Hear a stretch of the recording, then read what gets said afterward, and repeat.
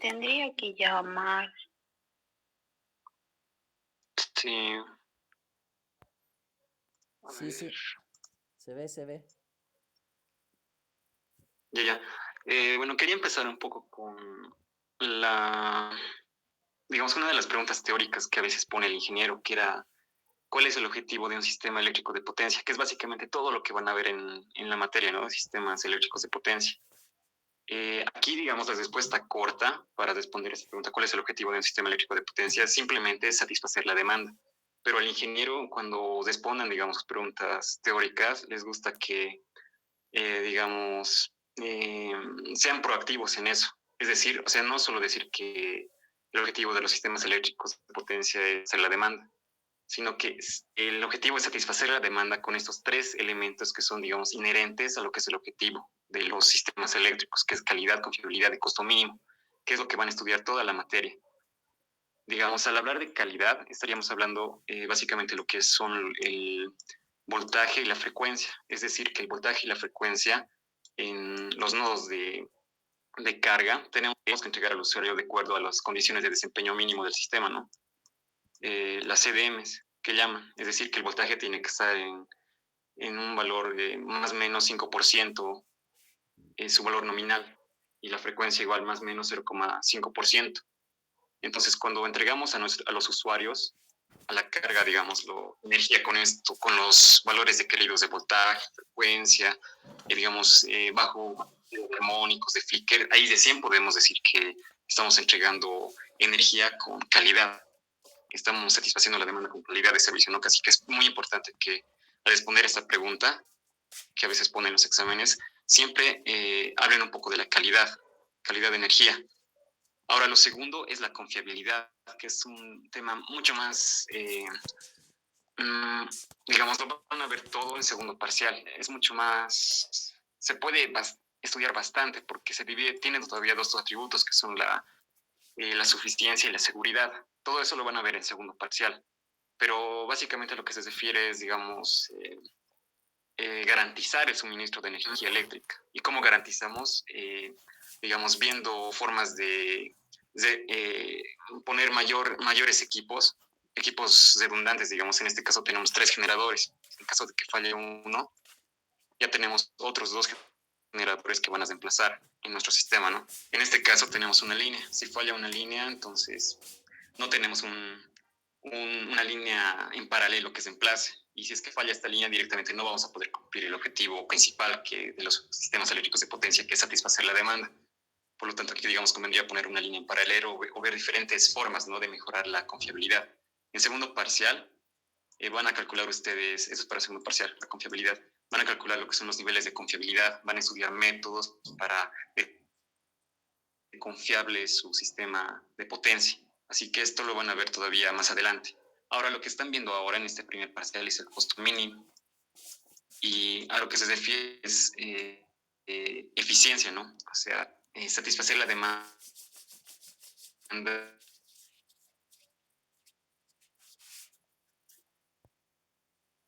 Se te está cortando el audio. De manera muy eficiente. Eh, Se te está cortando el audio, no se está escuchando desde costo mínimo. eficiencia.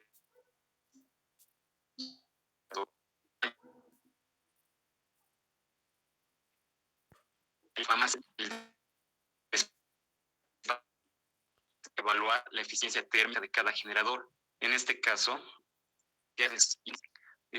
si digamos el sistema la tenemos así tal como está, no sabemos qué generador vamos a prender. Tenemos que verificar qué generador de estos tres es el más eficiente. Suponiendo que el generador 2 es el más eficiente, entonces ese es el que utilizamos para poder obtener el costo mínimo. Pero lo que no sabemos es cómo diferenciar qué generador es el más eficiente. Para eso es que nosotros calculamos lo que es el heat rate de cada generador. Y es para eso que nos va a servir el enunciar cómo es el cálculo del heat rate y poder obtener un costo mínimo de operación de nuestro sistema. Ahora, para realizar el cálculo del heat rate, aquí también hay otra. si no me equivoco, con el INGE, con el que se hace el estudio del heat rate, y generalmente es este el diagrama que se dibuja. Como ven, aquí tenemos un compresor, la turbina y la cámara de combustión. Es simplemente dibujar esos tres elementos y explicar bien cómo funciona una máquina térmica. Inicialmente el aire entra y gana mayor presión, ¿no? En el compresor gana mayor presión y por ende aumenta su temperatura. Ese aire con alta temperatura entra a la cámara de combustión, donde además entra nuestro combustible, el gas, una máquina de compresor, y aquí es donde se produce la combustión misma, elevando la temperatura aún más. Y toda esta mezcla de, digamos, elevada presión y elevada temperatura, toda esta energía acumulada se va a transportar aquí, a la turbina, donde toda la energía se transforma en energía cinética para poder hacer girar, ¿no?, el eje y el rotor de nuestro generador y generar energía eléctrica. Ahora, lo importante aquí, digamos, cuando ustedes van a hacer un estudio de heat rate o eficiencia térmica de un generador, es que tienen que hacer pruebas en sitio. Es decir, digamos, ustedes van a calcular el heat rate, digamos, de la máquina Guaracachi 1. Entonces, ustedes tienen que ir primero al sitio, tienen que ir a Guaracachi y ahí mismo hacer pruebas. Y las pruebas es bastante sencillas porque simplemente es medir los siguientes elementos que vemos acá. Lo que hacemos es medir a la entrada del compresor el aire. Verificamos la temperatura, a qué temperatura está el aire y la presión a la que se encuentra. Esta presión va a depender siempre de la altura a la que nos encontramos, ¿no?, a metros sobre el nivel del mar. Así que medimos esos dos datos, temperatura y presión, grados centígrados y milibares. También, además, a la entrada del combustible, tienen que medir el volumen que consume nuestro generador, volumen de combustible. Como ven, este volumen no se mide en metros cúbicos, sino en pies cúbicos. Utilizamos el sistema inglés generalmente para el cálculo del heat rate. Es por eso que aquí utilizamos pies cúbicos para el volumen de combustible que está entrando a la cámara de combustión. También, salida de nuestro generador, tenemos que medir lo que es aquí inicialmente la potencia. Esa es la potencia nominal de nuestro generador y la energía que se produce. Ahora, suponiendo que nosotros estamos haciendo pruebas, digamos, dijimos en Guaracachi, digamos, lo que hacemos es, digamos, hacer funcionar nuestra máquina térmica durante un tiempo determinado. Digamos, vamos a decir que vamos a hacer funcionar nuestra máquina por un tiempo de 1 hora. Ya, ahora vamos a suponer que nuestro generador, este generador tiene como potencia nominal, digamos, 10 kilovatios. Entonces, nosotros lo vamos a encender a su capacidad nominal. Vamos a despachar 10 kilovatios de potencia. Y ahora, como va a trabajar durante el tiempo de 1 hora, vamos a calcular la energía, que va a ser básicamente potencia por tiempo. En este caso, como el tiempo es 1 hora, multiplicamos 1 hora por 10, ¿no? Entonces, la energía que nos va a dar va a ser 10 kilovatios hora. Ahora, la idea es que durante toda esta hora que transcurre, nosotros tenemos que acá medir el volumen de gas que consume nuestra máquina. Por ejemplo, digamos que esta máquina generadora va a consumir unos 20,000 pies cúbicos. Ya, y también vamos a medir la temperatura y la presión, ¿no? Digamos, acá puede ser 25 grados centígrados. Esta temperatura es una temperatura promedio que depende, digamos, del lugar donde nos encontramos. Digamos, en La Paz, puede ser más frío, en Cochabamba, una temperatura promedio, porque sabemos que la temperatura varía, ¿no?, bastante en el día, así que simplemente utilizan una temperatura promedio. La presión igual, depende de la altura donde nos encontremos. Digamos, aquí digamos unos 600 milibares. Ya, ese sería el primer paso cuando ustedes hagan el cálculo de heat rate de una unidad generadora, medir todos estos datos. Ahora, esos datos los medimos nosotros cuando nuestra máquina generadora está trabajando al 100% de su capacidad. Eso también es importante, que acá le estamos haciendo trabajar a nuestra máquina generadora al 100%. Ahora, ¿qué sucede cuando nuestra máquina, digamos, la hacemos funcionar al 50%? Porque también en estas pruebas no solamente se la hace funcionar al 100%, también al 50 o 75%. Ahora, para ese caso, digamos, si es que nuestra máquina va a funcionar al 50% de capacidad, vamos a poner 50%, entonces dijimos que nuestro generador tiene como potencia nominal 10 kilovatios. Al 50% simplemente va a generar 5. 5 kilovatios. Y digamos que le vamos a hacer trabajar por un tiempo de 1 hora. Entonces, durante este tiempo vamos a producir, digamos, vamos a generar 5 multiplicado por 1 hora, 5 kilowatts hora, ¿no? Y en esa potencia. Y igual, tiempo también tenemos que medir qué cantidad de volumen de gas consume. Como en este caso le estamos a la mitad de su capacidad nominal, obviamente va a consumir menos combustible. Digamos, antes consumía 20.000, ahora digamos puede consumir unos 9.000. Y todos esos datos nosotros los registramos, ¿no? Y lo siguiente que se hace es utilizar las fórmulas que vamos a ver a continuación. Puedo seguir, ¿no? ¿No tienen alguna duda de esta primera parte que es para el cálculo del heat rate? Hasta el momento todo claro. Ya, así que solo vamos a trabajar con sino trabajaré 5 datos, ¿no? Esas 5 variables. Además de eso, cada generador internamente tiene un poder calorífico interno. Acá lo vamos a poner en su cámara de combustión. Tiene un poder calorífico inferior, que es un valor constante generalmente de la máquina, y depende de la máquina. Digamos, cada inferior generador con cierta cantidad de combustible puede producir mayor cantidad de calor o menor cantidad de calor. Todo depende de su PSI. Las máquinas más eficientes tienen un PSI tal que con cierta cantidad de volumen pueden producir una mayor cantidad de calor aquí en su cámara de combustión. Así que es un dato muy importante igual el PSI, poder calorífico inferior, ¿no?, de nuestro generador. Así que tendríamos unos 3, 4, 5, 6 variables. Ahora acá la temperatura y la presión lo vamos a dejar para el último. Inicialmente para el cálculo del heat rate no vamos a utilizar la temperatura y la presión, por lo que nos vamos a quedar con solo estas cuatro variables para realizar el cálculo, ¿no? Ahora aquí tenemos datos que se han realizado para la máquina de Entre Ríos 1, donde igual hicieron digamos, las mediciones para un tiempo de 1 hora y determinaron que la máquina de Entre Ríos consume un volumen de, 280.396 pies cúbicos. Y en ese tiempo de 1 hora ha podido generar esta cantidad de energía. Acá lo hicieron trabajar al 100% de su capacidad, por lo que la potencia nominal de la máquina es de 26.750 kilovatios. Ahora, aquí tenemos el PSI de la máquina de Entre Ríos, que es 943. Ahora, lo primero que hacemos en este cálculo de heat rate es hallar el consumo específico, el cual se halla con esta fórmula de acá abajo. Consumo específico es igual a volumen sobre energía.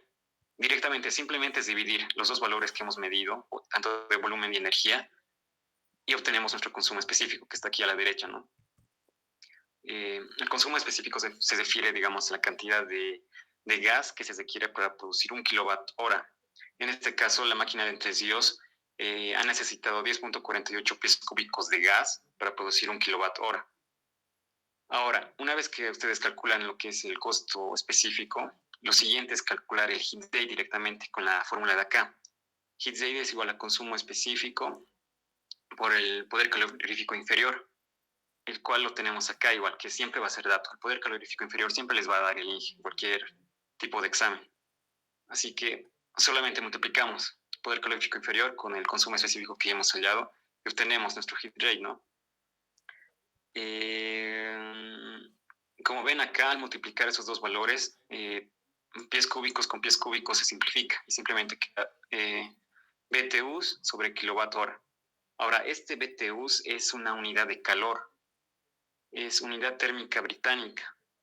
En este caso, este dato nos estaría diciendo que esta máquina de Entre Ríos, digamos, necesita 9.893 BTUs, o sea, esa cantidad de calor para generar 1 kilowatt hora. En este caso, digamos, nos conviene que el heat rate sea el menor valor posible, porque con la menor cantidad de calor puedes producir 1 kilowatt hora, lo cual nos conviene, ¿no? Así que siempre se prefiere que nuestro heat rate sea de un valor bastante pequeño. Puedo seguir, ¿no? Ya, ahora Sí. aquí quería comentarles un poco de las trampitas. Como ven acá, las fórmulas que utilizamos son bastante simples, solo es dividir valores, multiplicar valores, son sumamente fáciles. Parecería que nadie se puede equivocar en preguntas de este tipo, pero lo que hace el INGE generalmente es poner algunas trampas, ¿no? Por ejemplo, en un examen les daba el valor de Hit-Z, les pedía hallar el costo específico, más o menos así era la pregunta. Pero el problema era que el INGE, en la parte de las unidades, no puso BTUs, puso MBTUs. Entonces, la mayor parte de los estudiantes no se dieron cuenta de esto y directamente multiplicaron el valor que les dio, utilizaron las fórmulas y hallaron su costo específico directamente. Pero algunos, muy pocos, se habían dado cuenta de este MBTUs, así que lo que hicieron es primero transformar a BTUs, ¿no? Pero igualmente la transformación que habían hecho estaba mal, igual no les salió y no hicieron bien la pregunta. Eso era por la relación que tenemos acá, que se ve a continuación. Digamos, a lo que sabemos, digamos, 1000 BTUs para nosotros sí que valdría 1 kilo BTU, podríamos decir, ¿no? Porque 1 kilo representa 1000 unidades. Y acá, 1 millón de BTUs para nosotros podría ser 1 megabTUs de valor M. Y trabajamos con estas relaciones y convertimos. Pero lo que sucede aquí es que estos sufijos de kilo y mega utilizamos en el sistema internacional. Y BTUs, esta unidad de BTUs, es unidad térmica británica del sistema inglés. Por lo tanto, no,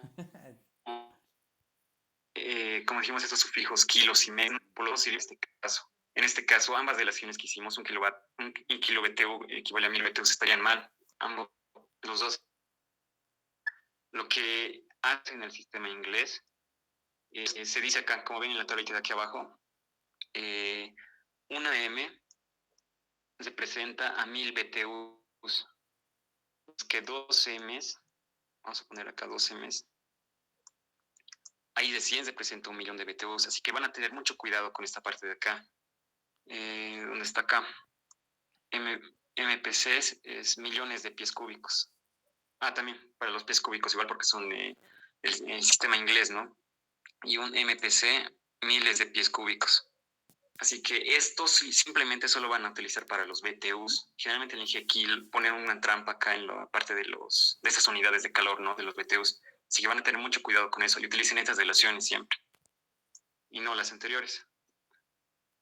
Ya, ahora, volviendo al ejercicio que estábamos haciendo, inicialmente calculamos este valor de Hit-Z, ¿no? Que era 9.893. Este valor de acá, 9.893,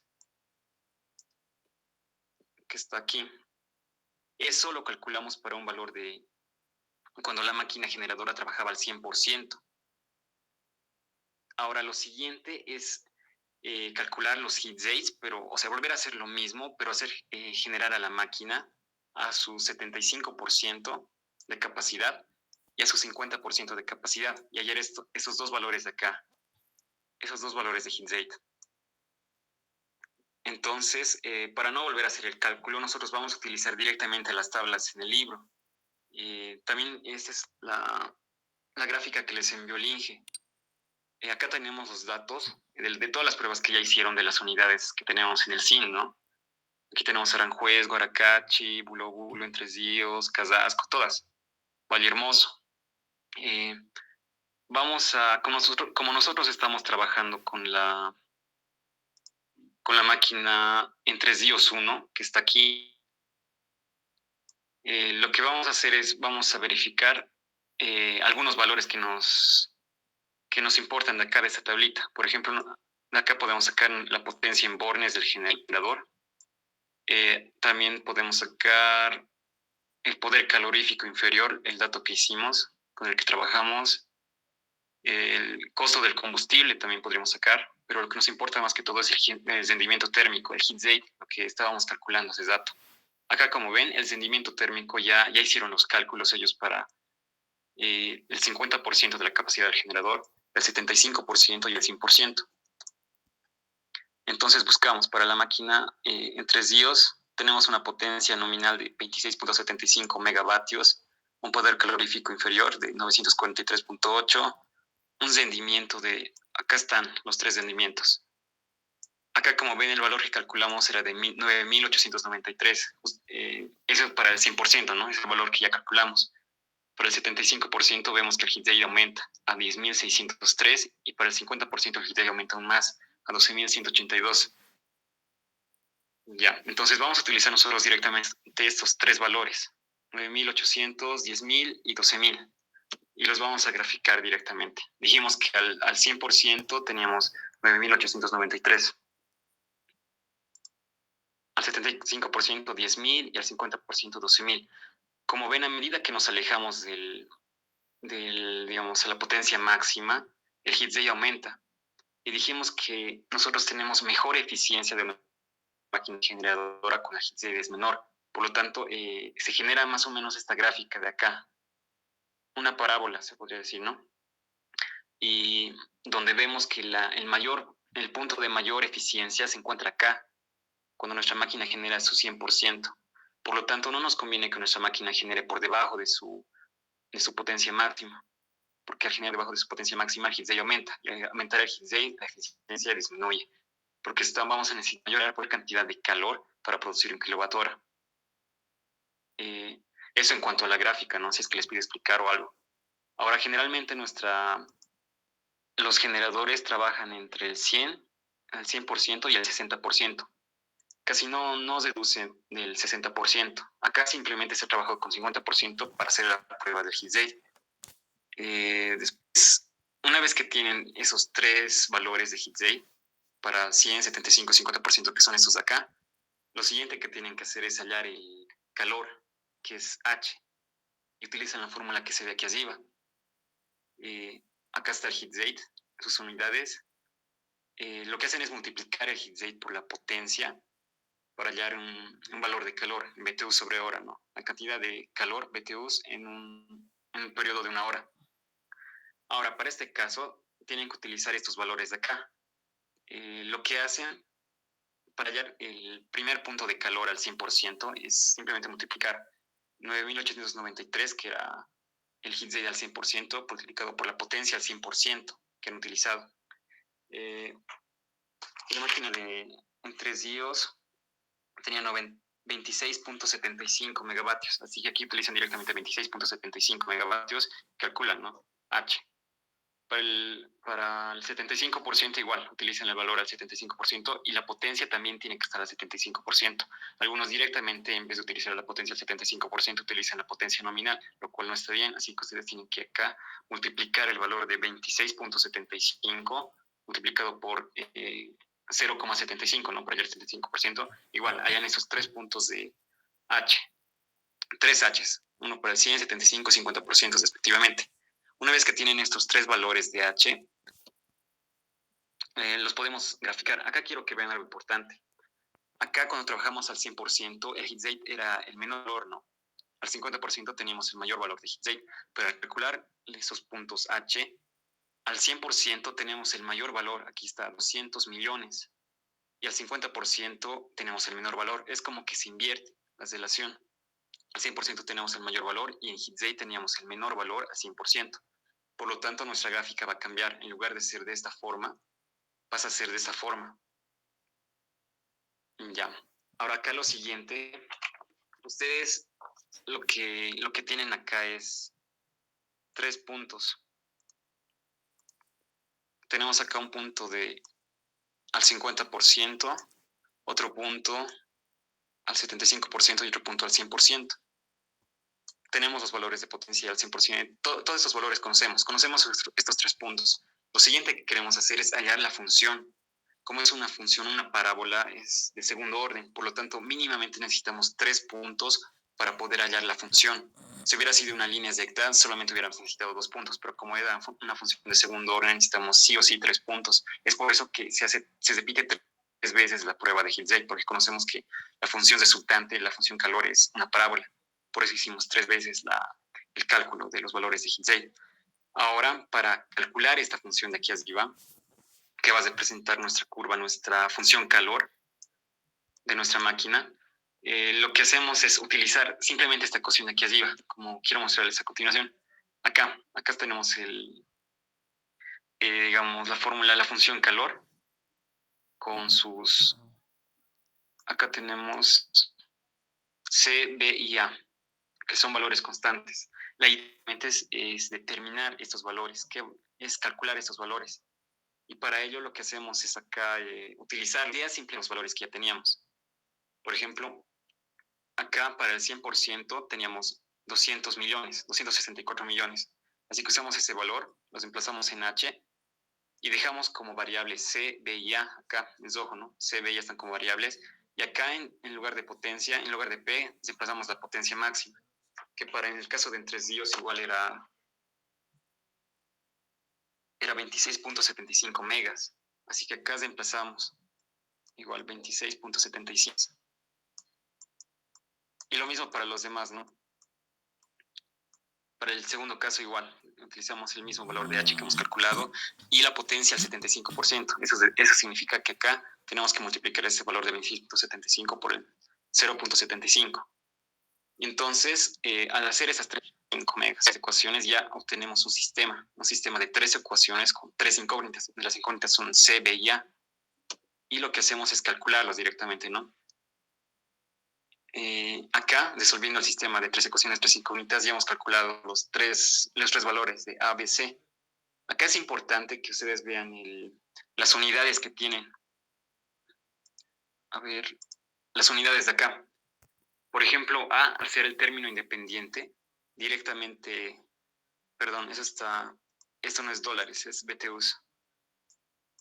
Hay un error acá, es BTUs, este igual es BTUs, porque estamos hablando de la función calor, ¿no? Estos valores, igual es BTUs. Ya, sabemos que H, las unidades son BTUs por hora. BTU, la cantidad de calor que se produce en una hora, ¿no? Y A, al ser término independiente, directamente tiene las mismas unidades, BTUs por hora. B, como aún se tiene que multiplicar por una potencia que acá hemos trabajado con megavatios, ¿no? La potencia se encuentra en megavatios. Al multiplicarse acá se simplificaría, megavatios con megavatios.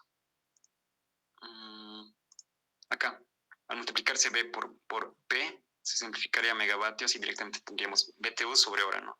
Y se cumpliría. Es lo mismo para C. Al multiplicarse por P al cuadrado, que es megawatts al cuadrado, se simplificaría todo eso de acá y solo quedaría BTUs por hora. Por lo tanto, estaría bien las unidades de estos 3 parámetros, ¿no? De la función calor. Ya, ahora lo siguiente, he terminado todo que está aquí arriba. Nosotros hemos podido terminar CBA y desplazamos. Ya tenemos la función calor mediante esos 3 puntos. Ahora lo siguiente que hacemos nosotros es hallar la función costo. Ahora sí podemos calcular la función costo y eso lo hacemos con la siguiente fórmula de acá. Función costo es igual al costo del combustible multiplicado por la función H, que la función H ya la tenemos, ¿no? Lo único que nos falta es este valor de acá, el costo del combustible. Eso generalmente el INGE les da como dato, pero en este caso nosotros vamos a utilizar la tablita de aquí arriba, esta tablita de acá. Nosotros estamos trabajando para la unidad de entre días 1, que está acá. Lo que hacemos es buscar el costo de combustible, está acá, costo de combustible, y nosotros utilizamos en dólares por BTUs. Entonces buscamos, ¿no? El valor que nosotros vamos a utilizar es este de acá, 1.1983, si no me equivoco, dólares sobre MBTUs. Ahora acá hay una cosa muy importante que es que acá las unidades de costo de combustible está en dólares sobre, acá puedo ver 2 M's, MBTUs. Y nosotros la función calor la calculamos como BTU sobre hora. BTU sobre hora, ¿no? Ahora, la idea aquí es hacer que esos dos coincidan, estos dos valores de BTUs. Uno está en doble M, ¿no? BTUs y este está en BTUs. Tenemos que transformar uno de estos dos. En este caso nos convendría directamente el costo del combustible. Como está en MBTUs, transformarlo a dólares sobre BTUs. O sea, eliminar esta doble M. Y eso se hace dividiendo entre 1.000.000. Este valor lo dividimos entre 1.000.000 y de 100 lo multiplicamos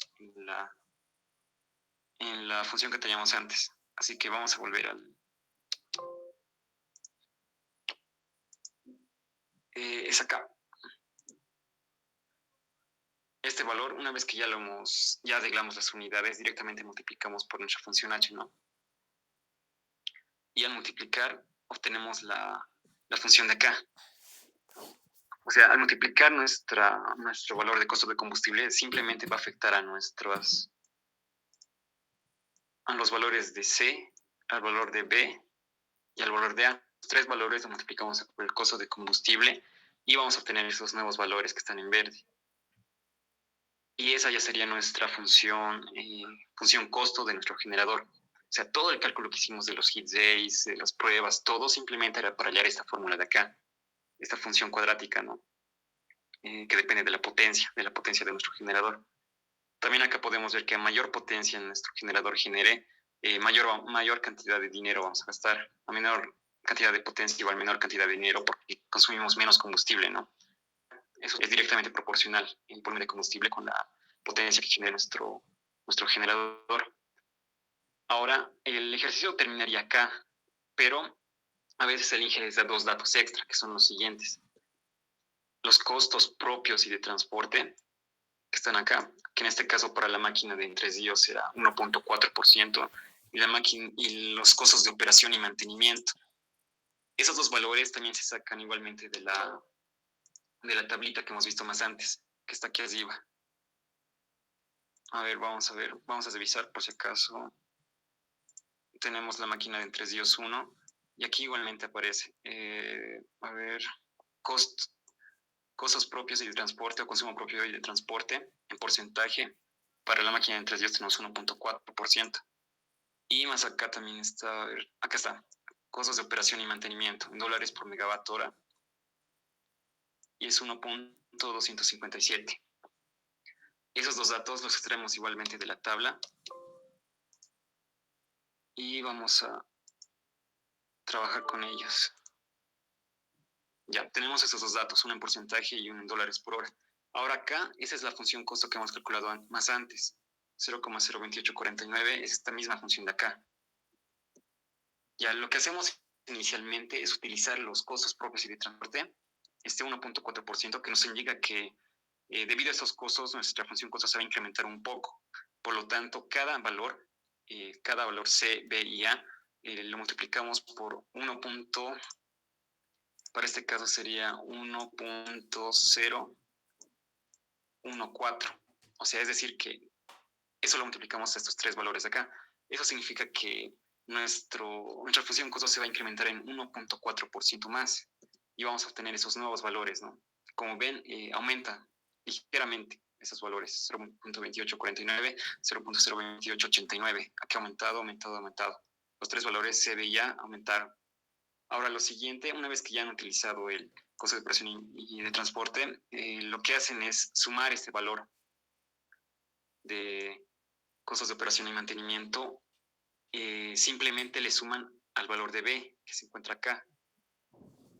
O sea, solo sumar 8.0802 con 1.257, sumar estos dos valores y no afectar tanto el valor de C, que como vemos acá se mantiene, y el valor de A también se mantiene, es el mismo. O sea, el mantenimiento simplemente afectan al valor de B.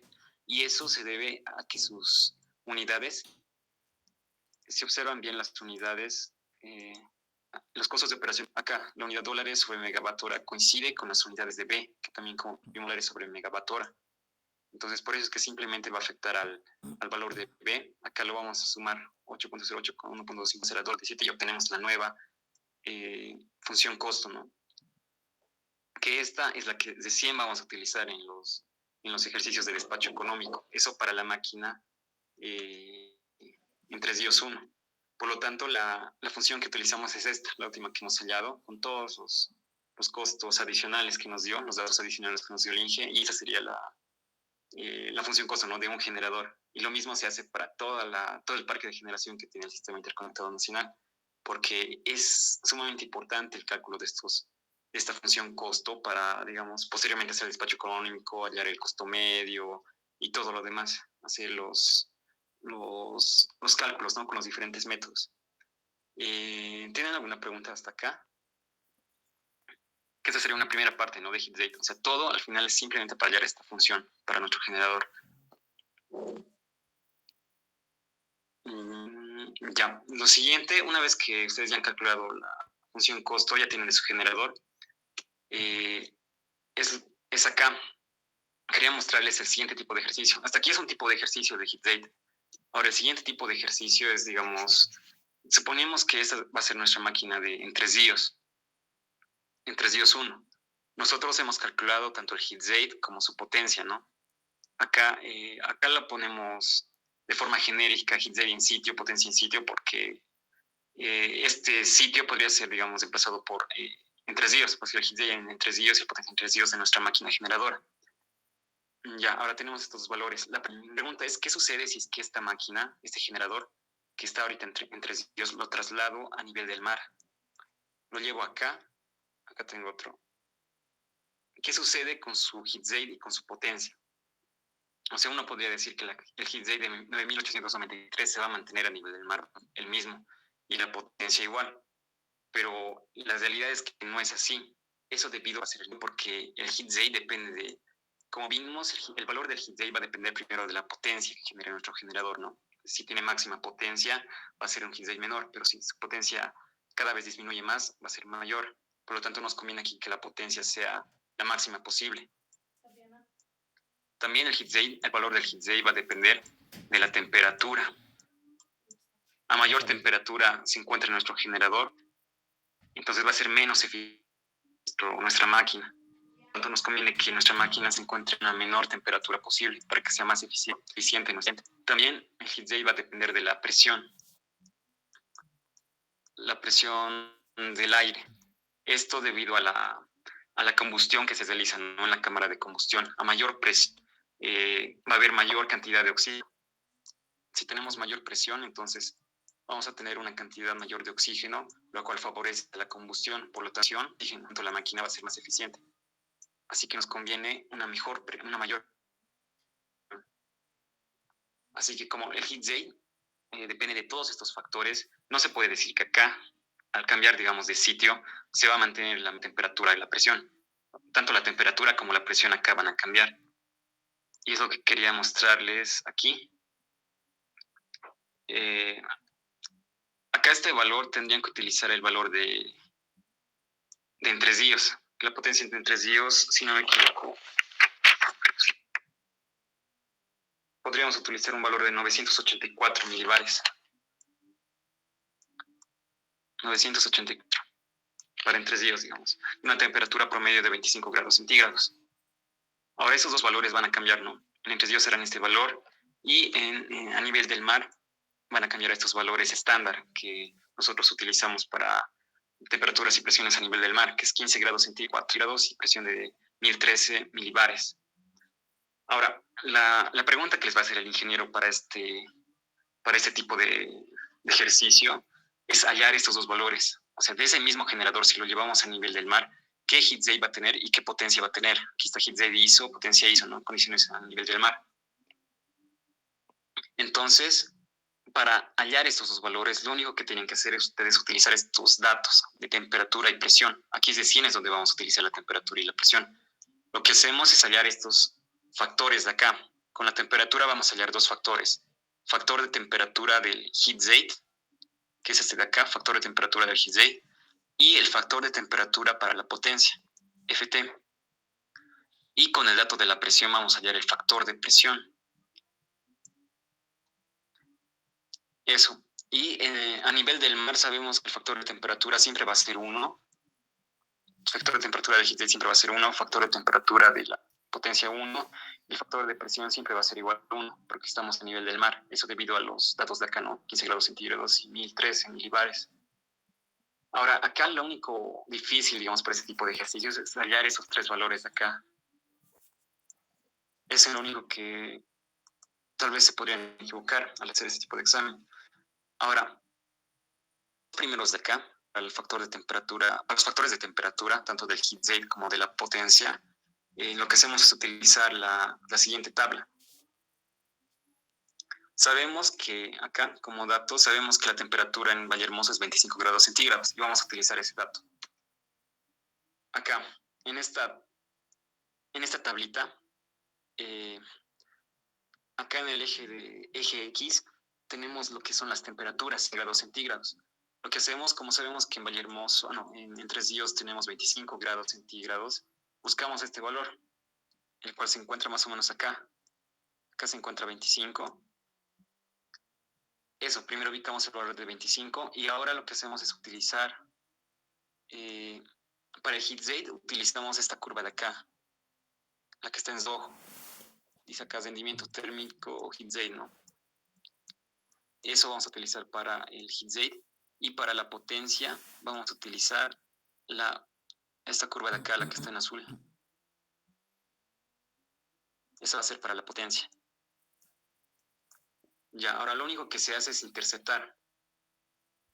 Para la potencia obviamente solo vamos a hallar el factor de temperatura para la potencia. Y para el otro vamos a hallar el factor de temperatura para el heat rate, que es FTH. Ya. Para el caso del heat rate, simplemente interceptamos 25 con nuestra curva y de ahí veamos al eje Y y vemos a qué valor corresponde más o menos. Acá más o menos podríamos decir 1.02, digamos. Acá quiero que vean el eje Y se encuentra en porcentaje, por si acaso. Acá está 95, 100, 105. Para esos factores, los factores que vamos a calcular siempre tienen que estar en por unidad. Nunca utilizamos porcentajes. Por lo tanto, el valor que acá, digamos, obtenemos es 102 y ese valor lo tenemos que dividir entre 100. Por lo tanto, nos va a quedar 1.02 como FTH. Y lo mismo hacemos para el otro, que es para la potencia, ¿no? El factor de temperatura para la potencia. Igual, de 25 interceptamos con nuestra curva y obtenemos un valor, que en este caso es 90 y, no sé, podemos poner 92.5, pero dividido entre 100 va a ser 0,925. Y esa es la forma como se hallan los dos factores, ¿no? Tanto factor de temperatura para el heat rate y factor de temperatura para la presión. Tal vez alguna pregunta de esta parte. De acá esta tablita la he sacado del libro directamente. Al finalizar el capítulo 2 tienen esta tablita. Ya, ahora lo siguiente, una vez que ya tenemos estos dos factores, vamos a pasar a acá. Hemos calculado ya estos dos factores de acá, 1.02 y 0,925, ¿no? Y para la presión, acá ya está calculado el dato. Para la presión, lo único que hacen es utilizar la fórmula de acá, que es factor de presión, es simplemente la presión en sitio, en la presión donde estás. En este caso, para entre ellos dijimos 984 milibares. Este valor lo dividimos entre 1013. Este 1013 corresponde al valor de presión en condiciones ISO, que está acá. Simplemente es hacer esta división. 984 dividido entre 1013 y obtenemos nuestro factor de presión. Y eso es todo. Simplemente se hace eso para hallar estos valores de acá, los factores de temperatura y de presión. Una vez que tienen los factores, ahora acá solo utilizan esas dos fórmulas de aquí. Decimos que el heat rate en sitio dividido entre sus factores de temperatura, el heat rate es el heat rate ISO. Y lo mismo por acá. Acá vemos que estos valores ya los tenemos, ¿no? Los que están en rojo. Acabamos de calcular 1.02, 0,925 y el factor de presión. También tenemos los heat rates en sitio. Heat rate en sitio es 9.893 y la potencia en sitio es igual, 26.75. Simplemente reemplazar estos valores acá y ya van a calcular directamente los valores en ISO. Ahora, aquí algo importante es que los factores de temperatura, este factor de temperatura de acá, es ISO. No, perdón, es en sitio. Ok, ha hecho tu mamá. Es el factor de temperatura del heat rate en sitio. Eso significa que tienen que calcularlo con una temperatura en sitio. Es decir, que tienen que calcularlo en el sitio teníamos 25 grados, así que van a utilizar 25 grados. Cuidado que en lugar de calcular con 25 grados, utilicen 15 grados centígrados, que es en condiciones ISO, ¿no? Y lo mismo acá, eso es para valor en sitio, el factor de presión igual para el valor en sitio, la presión en sitio. Ahora, estas fórmulas se obtienen, estas igualdades se obtienen mediante una simple relación que dice que decimos que el heat rate en sitio sobre su factor de temperatura en sitio es igual a la heat rate ISO dividido entre su factor de temperatura del heat rate, pero que también sea ISO. O sea, estas dos relaciones son iguales. Y lo mismo para la potencia, ¿no? Potencia ISO dividido entre su factor de temperatura ISO multiplicado por su factor de presión ISO.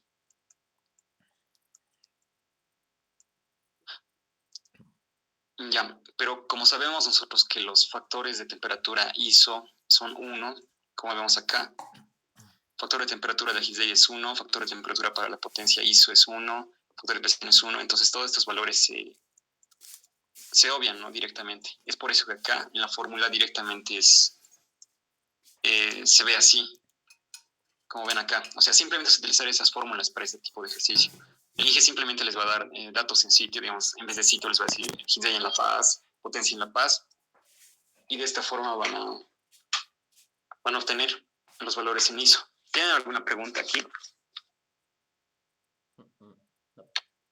Hasta ahí sería todo lo que van a ver en heat rate. He tratado de hacerlo resumido más o menos los tipos de ejercicios que mete el IGE. ¿Tienen alguna pregunta de esa parte?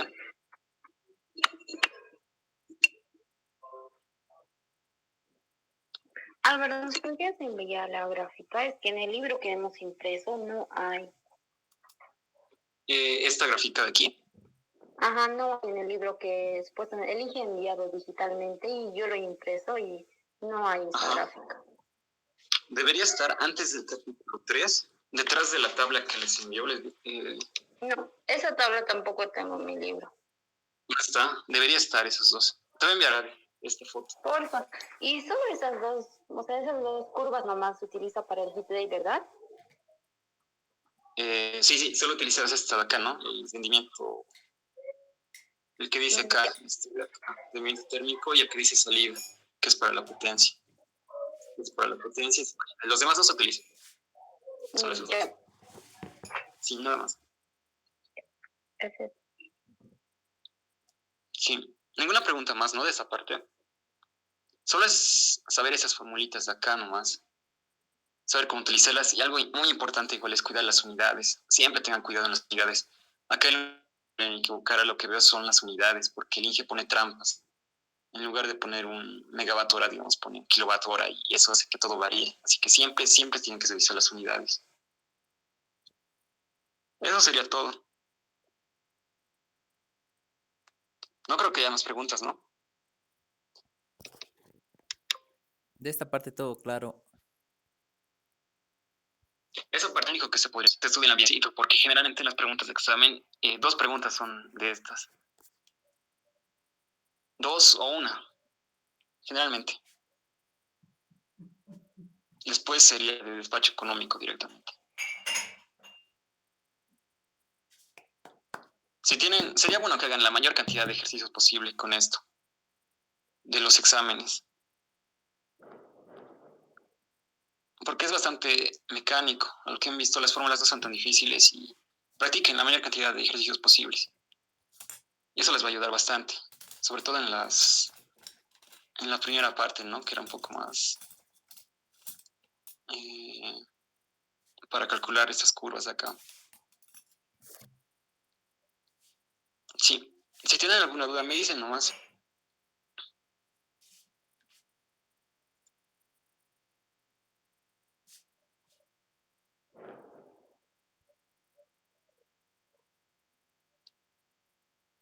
Así acabaríamos entonces, ¿sabe? ¿No hiciste un ejercicio del despacho económico con pérdida, Álvaro?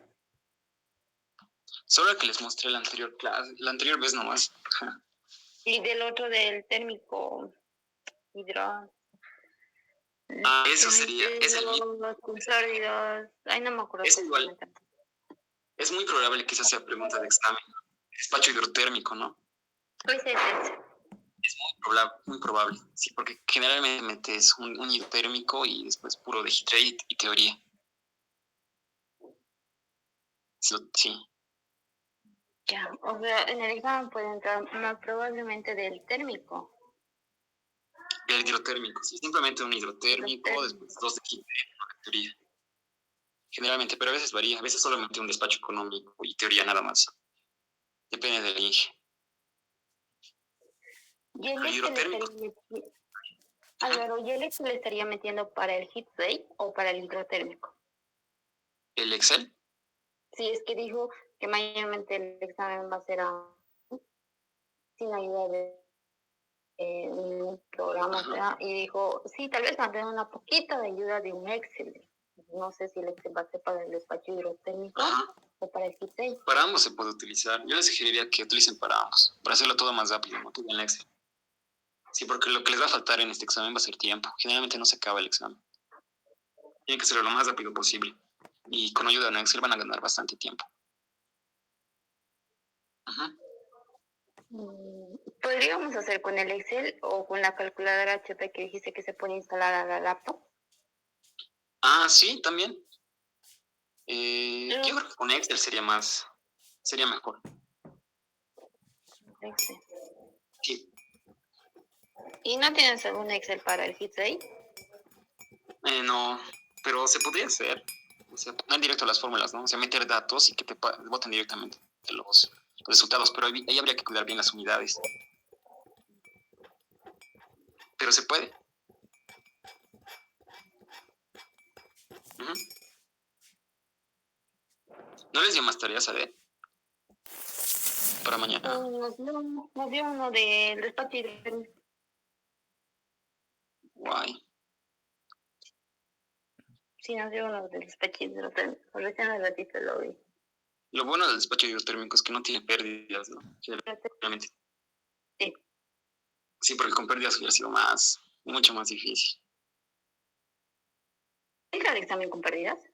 A veces mete un despacho hidrotérmico o otras veces en lugar de un despacho hidrotérmico mete uno con pérdidas.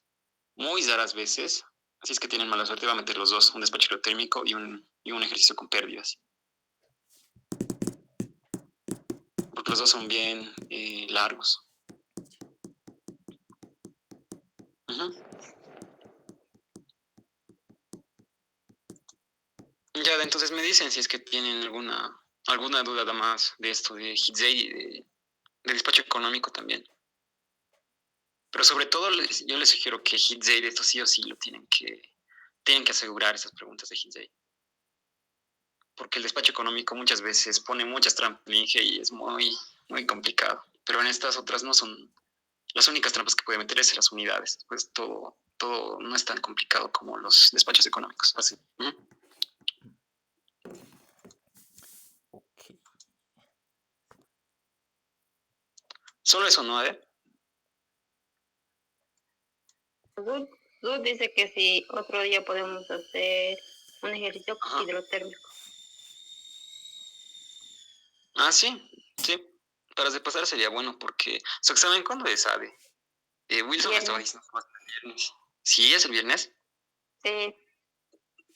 Sí, sería bueno. En esta semana, digamos, hacer uno. Si es que tiene. Y cualquier duda que tengan me preguntan nomás.